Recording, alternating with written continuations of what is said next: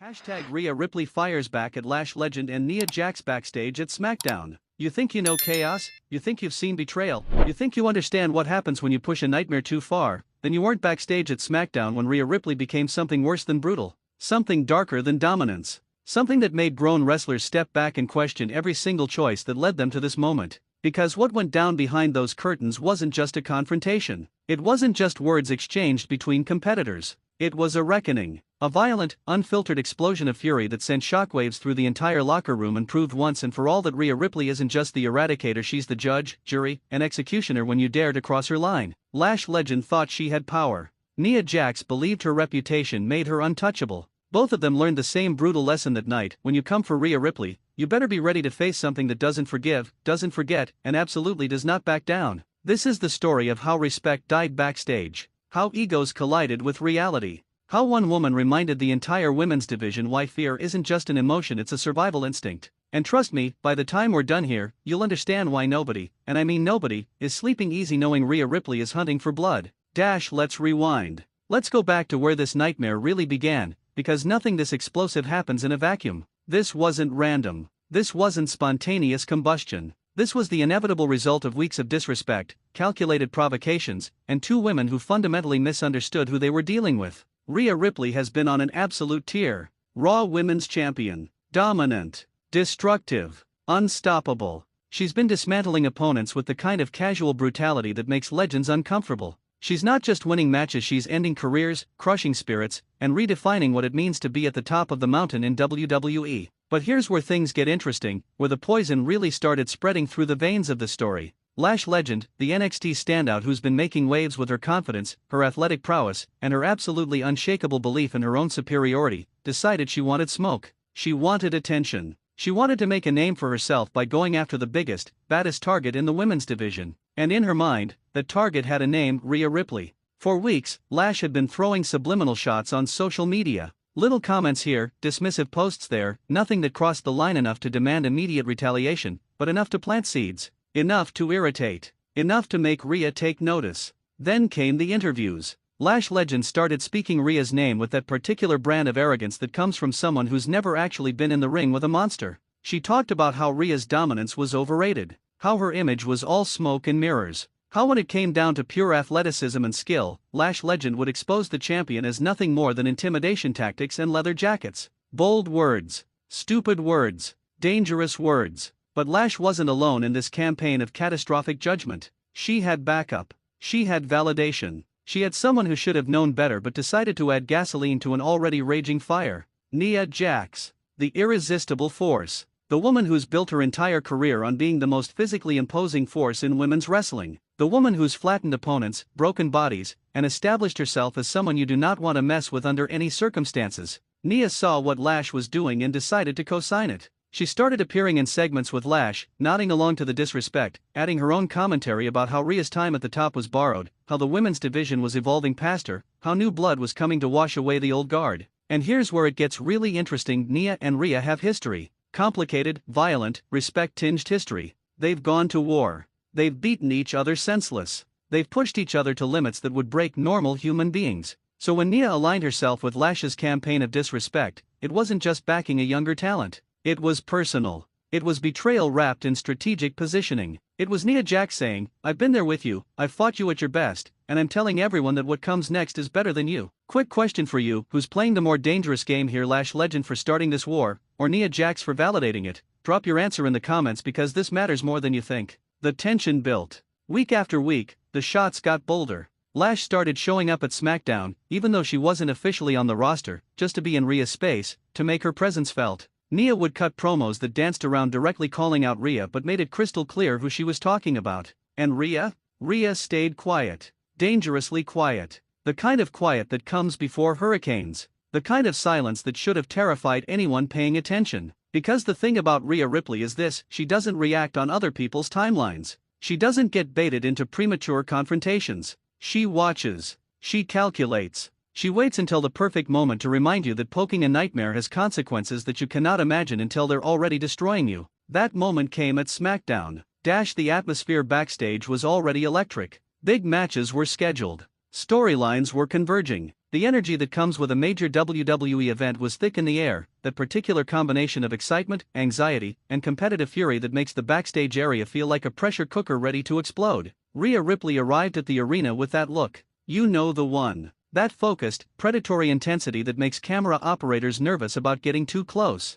She went through her usual pre-show routine, checked in with production, confirmed her segment timing, went to her designated space to prepare mentally for what lay ahead. But here's where fate, or maybe karma, decided to accelerate the timeline. Lash legend and Nia Jax were in catering, holding court with a group of wrestlers and backstage personnel, and according to multiple sources who were present, they weren't exactly keeping their voices down. They were discussing Rhea, critiquing her recent matches, debating whether her dominance was legitimate or just the result of favorable booking. Standard locker room talk? Maybe. But the volume was intentional. The location was strategic. They knew Rhea would have to pass through that area. They were setting a trap, whether they fully understood the consequences or not. And Rhea walked right into it. Except it wasn't a trap for her. It was a trap they'd built for themselves without realizing it. The accounts of what happened next vary slightly depending on who's telling the story, but the core elements are consistent and absolutely explosive. Rhea entered the catering area, and according to witnesses, there was a moment of recognition, a beat where everyone present understood that something significant was about to happen. The ambient noise didn't exactly die, but it changed, became more focused, more tense. Lash legend, emboldened by Nia's presence and the audience of peers, decided this was her moment. Instead of acknowledging Rhea and moving on, she made direct eye contact and said something. The exact words are disputed, but the tone and intent were unmistakable. It was a challenge, a continuation of the disrespect campaign, delivered with the confidence of someone who believed backup made her untouchable. Rhea stopped walking. Completely stopped. That's when people who understand combat sports knew this was about to go sideways. She turned slowly, precisely, like a predator that's just identified prey, and the look on her face made several people in that room immediately pull out their phones because they knew they were about to witness something that would become instant wrestling lore. Say that again, Rhea said. Not yelled. Said. With the kind of controlled intensity that's actually more terrifying than screaming. I want to make absolutely sure I heard you correctly before I decide what happens next. Lash, still confident, still playing to the crowd, still fundamentally misunderstanding the situation, repeated herself. Maybe not word for word, but the disrespect was maintained, the challenge was reinforced. And that's when Rhea Ripley stopped being a professional wrestler in a workplace environment and became something else entirely. She closed the distance between herself and Lash in 3 strides. Not running, not rushing, just covering ground with that purposeful intensity that made it clear this wasn't about to be a conversation anymore. You want to talk about me when I'm not around? Fine. That's what cowards do, and I can't change your nature, Rhea said, her voice rising now, the Australian accent getting thicker the way it does when her fury reaches critical levels. But you want to disrespect me to my face? You want to question what I've built? You want to act like you're even in the same stratosphere as me? Lash tried to respond, tried to maintain her bravado, but Rhea wasn't finished. I have broken women who are 10 times the wrestler you'll ever be. I have ended careers. I have made champions question whether they even belong in this business. And you, with your manufactured confidence and your borrowed credibility, think you can stand here and talk down to me? The temperature in that room changed. People were pulling back, creating space, because everyone who's been around wrestling for more than 5 minutes knows that when 2 athletes start squaring off, especially women at this level of intensity, things can escalate from verbal to physical in a heartbeat. And that's when Nia Jax made her entrance into the confrontation. Here's a question for you. Was Nia trying to de-escalate the situation or make it worse? Because what happened next could be interpreted either way, depending on whether you believe Nia Jax is capable of making peace or just loves chaos. Nia stepped between Rhea and Lash, using her considerable size to create physical separation, and said something to the effect of, "This isn't the time or place for this. Save it for the ring." Textbook de-escalation language. Professional. Appropriate for a backstage environment where physical altercations can result in fines, suspensions, or worse. Except for one problem, the way she said it was dripping with condescension. The tone suggested that Rhea was the one being unprofessional, that Rhea was the one who needed to be controlled, that Rhea was the problem in this equation. And if you know anything about Rhea Ripley, you know that being dismissed or patronized is like throwing premium fuel on her already burning rage. Rhea's eyes shifted from Lash to Nia, and witnesses say the expression that crossed her face in that moment was something they'd never seen before. Not just anger. Not just competitive fire. Something darker. Something that suggested years of respect between 2 warriors had just evaporated in a single condescending sentence. "You?" Rhea said, and the disappointment in her voice was almost worse than the fury. "You're really going to stand there and act like you're above this? Like you haven't been running your mouth for weeks? Like you haven't been co-signing every disrespectful thing this rookie has said about me?" Nia tried to respond, but Rhea was on a roll now, and when the Eradicator gets momentum, there's no stopping her. We've been to war, Nia. I respected you. I respected what you brought to this division. But you decided to align yourself with this, she gestured toward Lash, and now you want to play peacemaker? Now you want to pretend like you're the reasonable one? The crowd of onlookers had grown. Word was spreading through the backstage area that something major was happening in catering, and wrestlers, production staff, and even some executives were making their way to the scene. You want to protect her? Rhea continued, her voice getting louder, more forceful. You want to validate her delusions about being on my level? Fine. But understand this, when I'm done with her, when I've systematically dismantled everything she thinks makes her special, I'm coming for you. Not because you're a threat. Not because I'm worried. But because you disrespected our history, you disrespected what we built together, and that requires a response. Lash, still behind Nia, made the catastrophic decision to speak up again, saying something about how Rhea was all talk, how she was hiding behind her reputation, how when it came time to actually back it up, she'd fold. Wrong. Move. Rhea went to step around Nia, and that's when multiple people intervened physically. Producers, agents, other wrestlers. Suddenly there were bodies creating separation, hands on shoulders, urgent voices trying to restore order to a situation that was seconds away from becoming a full-scale brawl. But the damage was done. The words were said. The lines were drawn. And everyone present understood that what had just transpired wasn't the end of something, it was the beginning. Security was called. Not because anyone was out of control, but because WWE protocol demands it when situations reach a certain level of intensity. Rhea was escorted to a separate area, still visibly furious, still talking, still making it clear that this wasn't over.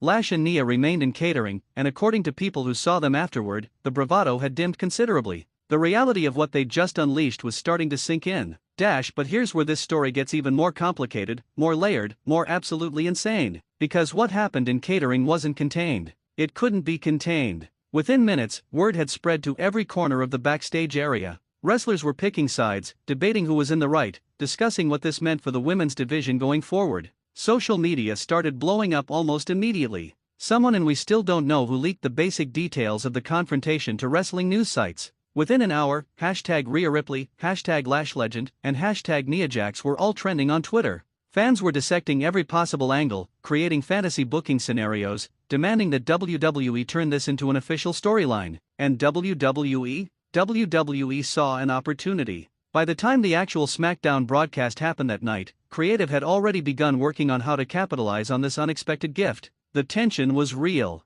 The emotions were genuine. The audience was already invested because of social media leaks. All WWE had to do was channel it, structure it, and let these three incredibly talented women tell the story they'd accidentally started. Rhea was scheduled for a backstage interview segment later in the show. Originally, it was supposed to be a standard promo about her upcoming title defense. Instead, it became something completely different. When the cameras found Rhea in her interview position, she looked like controlled chaos. Hair still wet from her earlier match, championship draped over her shoulder, eyes burning with unresolved fury. The interviewer started with a standard question about her recent success, but Rhea wasn't interested in playing along with the script. You want to know about my success, she interrupted. You want to know about what I've accomplished? Let me tell you what I've learned recently. Success makes you a target. Dominance makes people desperate. And when people get desperate, they say stupid things. They make stupid alliances. They forget that there are levels to this business, and they are nowhere near mine. She leaned into the camera, and the intensity was almost overwhelming.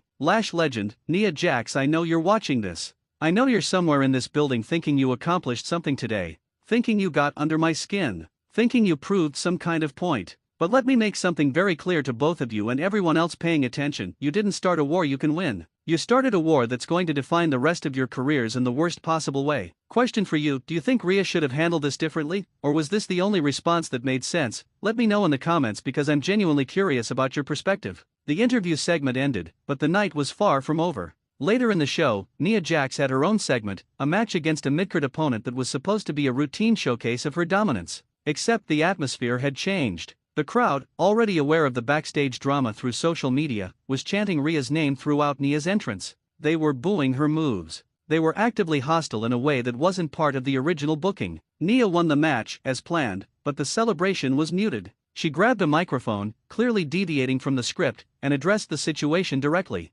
You all want to talk about Rhea Ripley? You want to act like she's some kind of unstoppable force? I've been that force. I've been the one people were afraid to face. And I'm telling you right now, her time is running out. New blood is coming. Evolution is coming. And whether it's Lash Legend, whether it's me, or whether it's someone you haven't even thought of yet, Rhea Ripley's reign is about to end. Powerful words, delivered with conviction. But everyone watching could sense the subtext. Nia was justifying her position, explaining her alliance, trying to control a narrative that had already spiraled beyond anyone's control. And then came the twist that nobody saw coming. As Nia was leaving the ring, Rhea's music hit. The crowd exploded. The arena lost its collective mind. Because this wasn't scheduled. This wasn't on any rundown. This was Rhea Ripley deciding that enough talking had happened and it was time for a different kind of message. She appeared at the top of the ramp, championship held high, and just stood there. Didn't approach the ring. Didn't grab a microphone. Just stared at Nia with that predatory intensity that makes opponents' blood run cold. The stare down lasted maybe 30 seconds, but it felt like an eternity. Two of the most dominant women in WWE history, locked in silent communication, promising violence, guaranteeing consequences, setting the stage for something that transcended normal wrestling storytelling. Then Rhea turned and walked away, leaving Nia in the ring, leaving the audience wanting more, leaving everyone watching understanding that this was just the beginning. Now, let's talk about what this means. Because this isn't just a backstage altercation that got heated. This isn't just wrestlers cutting promos on each other. This is a fundamental shift in the women's division landscape that's going to have ramifications for months, maybe years. First, let's examine Lash Legend's position in all this. Lash is incredibly talented, athletic, charismatic, confident in her abilities. She's got a legitimate future in WWE. But by targeting Rhea Ripley this early in her main roster journey, she's potentially accelerated her timeline in the most dangerous way possible. Think about it, she wanted to make a name for herself, wanted to establish credibility quickly, wanted to skip past the usual development process and jump straight to the top. And in a way, she succeeded. Everyone in WWE and every fan watching knows her name now. She's part of a major storyline. She's got heat. But at what cost? Because now Rhea Ripley, the most dominant woman on the roster, has Lash in her sight.